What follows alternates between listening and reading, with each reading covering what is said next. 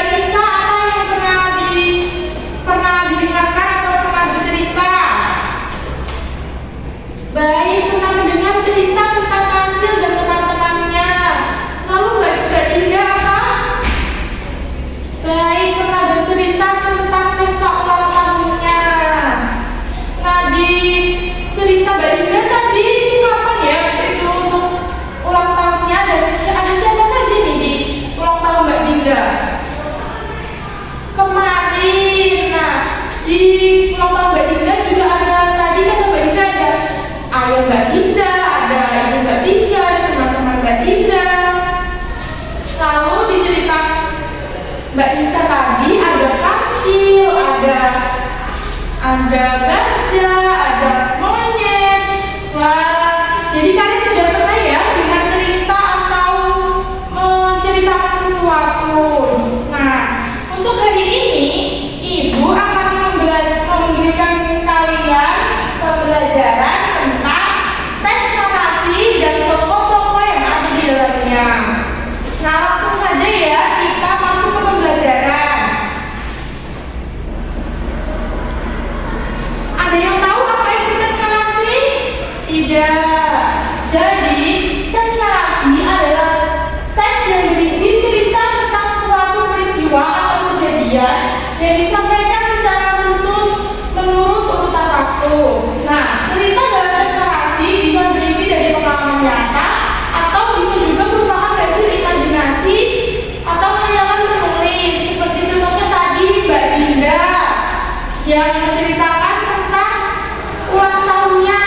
Lalu juga ada Mbak Nisa yang menceritakan tentang cerita Kancil dan teman-temannya. Lalu ada tujuan teks narasi adalah membuat pembaca merasa seolah-olah ikut berada di dalam cerita tersebut. Itu ya arti dari teks narasi. Selanjutnya ada ciri-ciri teks narasi. Yang pertama yaitu berisi cerita atau kisah. Yang kedua ada tokoh, peristiwa, waktu kejadian. Seperti Mbak Dinda tadi menceritakan ada waktu ulang tahunnya, ada ayahnya, ada ibunya, ada teman-temannya. Itu termasuk tokoh dalam cerita Mbak Dinda. Lalu juga ada peristiwa-peristiwanya apa anak-anak? Betul, ulang tahun. Dan waktu kejadiannya tadi kapan? Kemarin, betul sekali. Lalu yang keempat ada mengandung awal, tengah, dan akhir. Jadi ceritanya itu runtut. Ada awalnya, ada tengahnya, ada akhirnya. Lalu yang kelima ada tujuan untuk menghibur atau memberi pesan. Jadi ceritanya itu bukan cuma cerita saja, tapi di dalamnya juga ada pesan, juga ada yang bisa membuat kita itu merasa ikut senang mendengarnya. Lalu selanjutnya struktur teks narasi.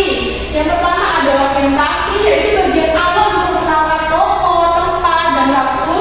Yang kedua ada komunikasi, bagian tengah yang berisi masalah atau peristiwa yang sedang terjadi. Lalu yang ketiga ada resolusi, bagian akhir atau berisi penyelesaian dari masalah.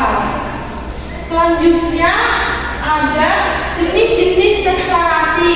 Nah, tadi kan sudah ada yang menyebutkan ya, Mbak Dinda yang menyebutkan waktu pesta ulang tahunnya, dan juga Nisa yang menyebutkan cerita tentang Kancil dan teman-temannya. Nah,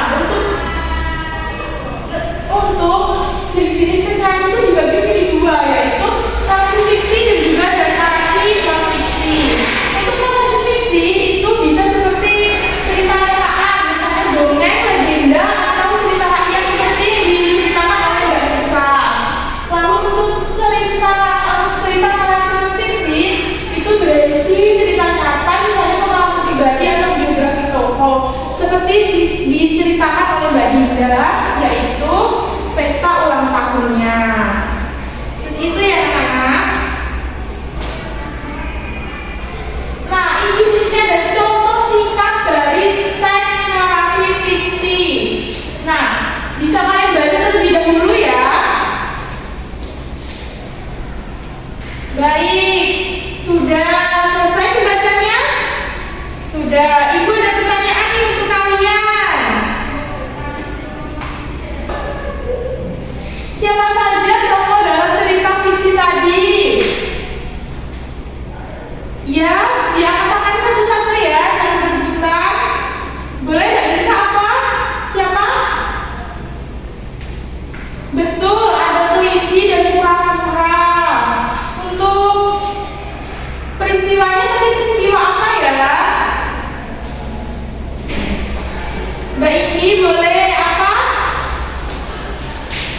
Iya, betul. Nah, selanjutnya ibu ada contoh lagi ya.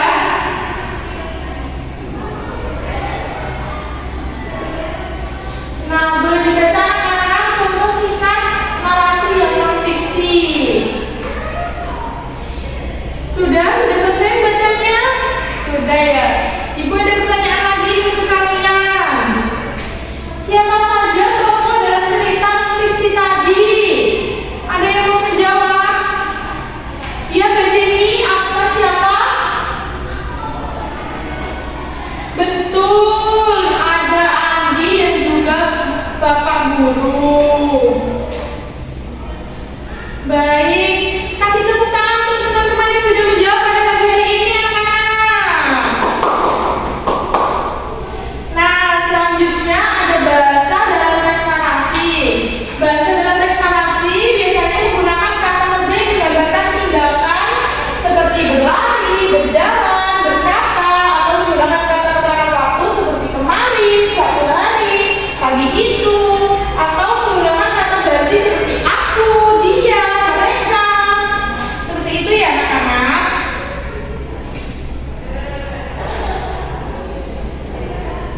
Baik, selesai sudah penjelasan dari ibu pada pagi hari ini.